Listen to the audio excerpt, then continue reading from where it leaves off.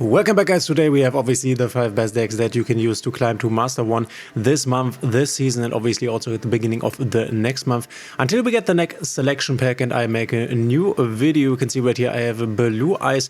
This is not my number 5, this is more of an honorable mention. I quickly wanted to speak when it comes to Blue Eyes. Also a lot of the decks and the data I am referring come from Untapped GG.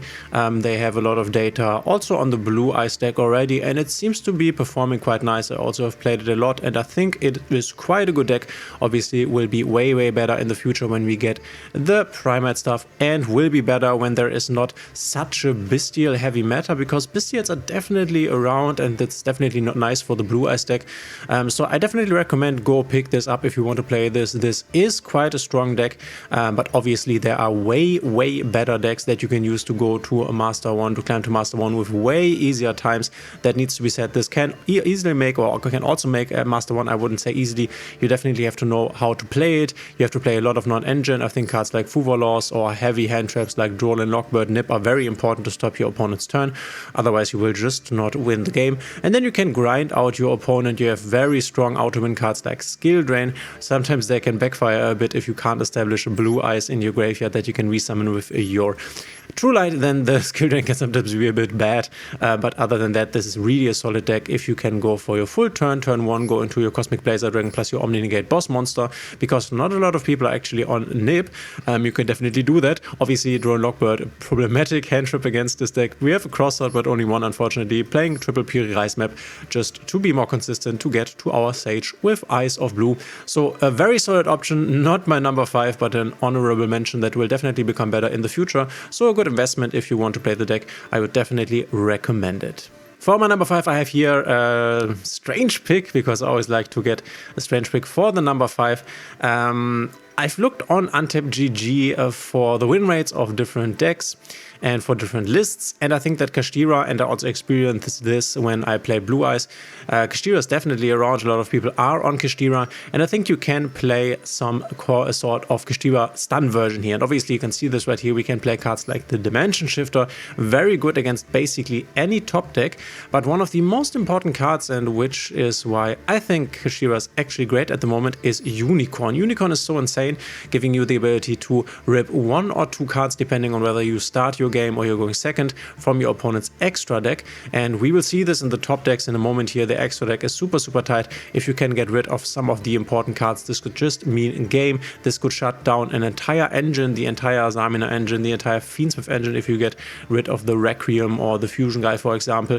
And this is where I think Kashtira is definitely very insane. You could also go ahead and play a little Kashtira engine in other decks if you wanted to. So 1 Fenrir, 2 Unicorns, 1 Field Spell, and then the Birth would definitely be the package if you want to play it elsewhere. You could also play it in Blue Eyes, you could play it in Snake Eyes. Just remember that one problem that the meta currently has is that these top decks are really combo heavy, and if they get through their entire combo, you will probably not break their board. So hand traps are very important, which is definitely a downside of this deck. You want to go first. If you go first, you will probably win the game here, but you can obviously also sometimes win the game by heavy interruptions like the D-Shifter, like Draw, like the Maxis, or you can maybe establish a statue later on the second turn. You can flip a rivalry of the Warlords. So you have to be a bit more patient with this deck, like with the Blue Eyes deck basically, but then you can grind out your opponent. So this is one of the problems that this deck has, and I think one of the reasons why this can't be higher than the number 5 spot. But I think a Kashtira stun version or any Kashtira version at the moment is very strong. Also super resistant to Bestials. Bestials do nothing against this deck. A lot of people are on Bestials, and yeah, we can perfectly play around the cards like the Dimension Shifter. We can play cards like Dimension Fisher, which is super bad for a lot of the meta decks. They can do nothing under this card. We can play Macro Cosmos.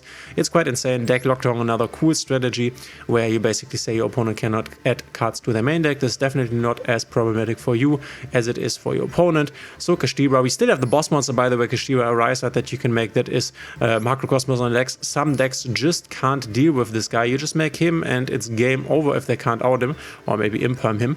So a very strong deck, a very sleeper pick, but definitely something if you already or still have the cards, the Kashtira cards from before, that you can take to the ladder and be quite successful with this. Therefore, it is my number 5. My number 4 spot this month goes to Azamina White Forest.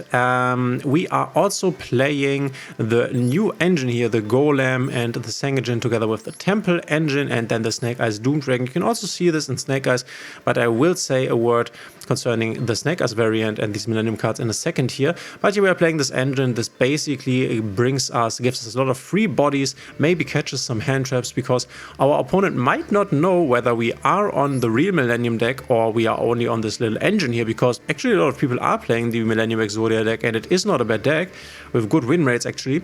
So we might catch some hand traps and then we can get our White Forest stuff through. Otherwise this produces a lot of bodies that we can use to go into our Fiendsmith engine here, and the Fiendsmith engine can then get us into our White Forest engine via the Beatrice once again. So if we can play and establish the White Forest board, this deck has a lot of different pushes. Your opponent will most likely not be able to stop you. One very cool thing is that we can play the Deception together with the Fuvalos. Also we have the Dire Bellstar, which we have a lot of targets that we can discard these Fuvaloses for if we are going first. I think Fuvalos together with the Maxis are a few of the most important hand traps at this moment because they are high impactful. They stop the opponent's turn, which is why I think you should definitely play them. This deck is insane. This deck is very strong, and normally one hand trap will not be enough to stop this. So one of the small hand traps I'm calling hand traps like Effect Veil or Imperm or maybe an Ash. Small hand traps will normally not be able to stop this deck. You will need more if you want to stop this. This was a very successful list in terms of win rate from untapped GG. I'm personally a bit surprised by the lack of Fiendsmith stuff here in the deck and also the lack of more Deceptions, but this deck performs, this list performs, and I think White Forest Azamina is super strong and will even become stronger in the future because there is still support coming for the White Forest archetype, very strong support that is. So if you want to invest in the deck, if you want to play the deck, now is a great time. This will be irrelevant for a while, but obviously will be power crept at some point by Ryziel and Malice, but that's definitely in the future, and for now it is just a super strong deck. For my number 3, I'm choosing an old reliable branded here. This is the, I think, number 1 deck list that made top 10 Master Duel, isn't it? No, not Master Duel, the rank after Master rank. I'm not quite sure how it is called, but this was basically the top deck from the entire season, a 60 card branded version. Obviously we have recently only seen 60 card versions. We are playing new cards like the Chaos Star Sword Dragon, which we can use to destroy cards, which normally branded isn't that good at, but will be very relevant into Blue Eyes. Obviously we have Bestials who are super strong into Blue Eyes also. Other than that, nothing too fancy here. We have Allure back at 3, we have branded Opening back at 3, even though we are only playing 2 here.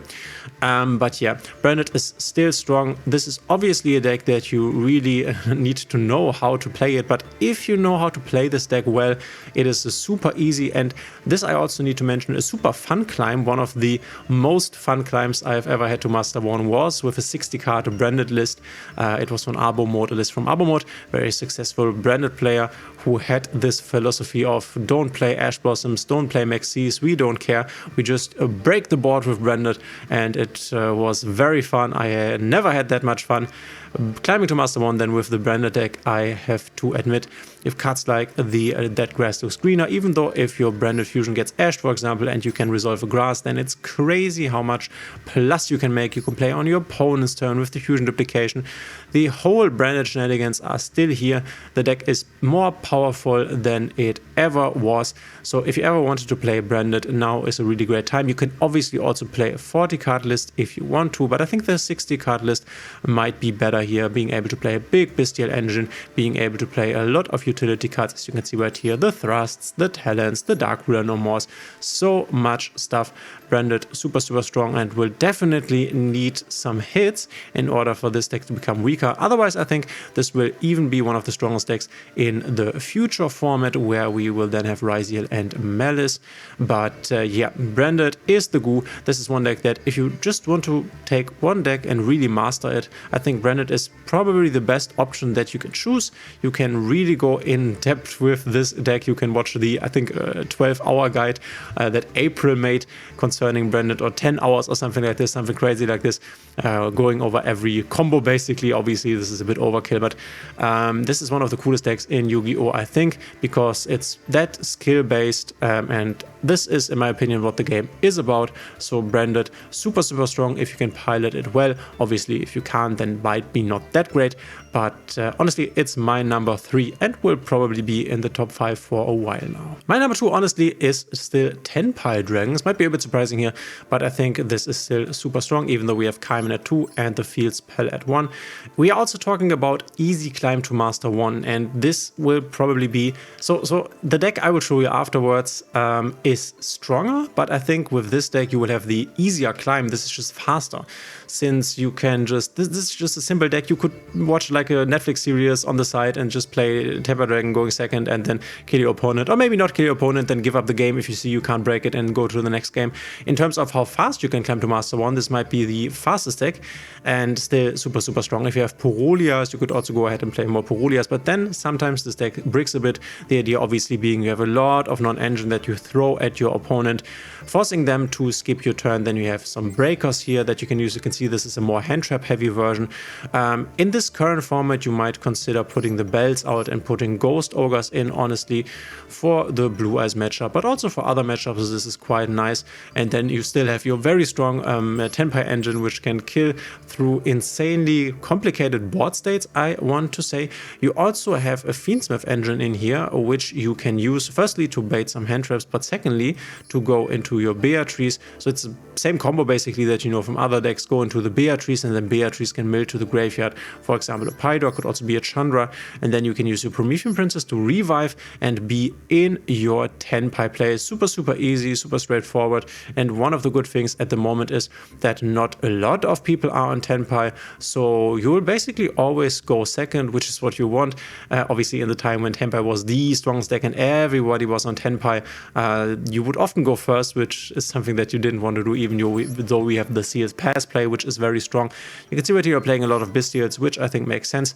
They are good at stopping your opponent. They are bodies that you can use to go into the level 10 boss monster with. So for example, if you end up with your Bestial Magnamut, search your Tenpai Dragon Genroku, then Tenpai Dragon Genroku goes to level 4, and then you can just make this guy go to battle phase and your opponent can't activate cards anymore. If you then have a Sangan Kaiman, for example, it's just game. So many easy ways to finish the game with this insanely strong deck.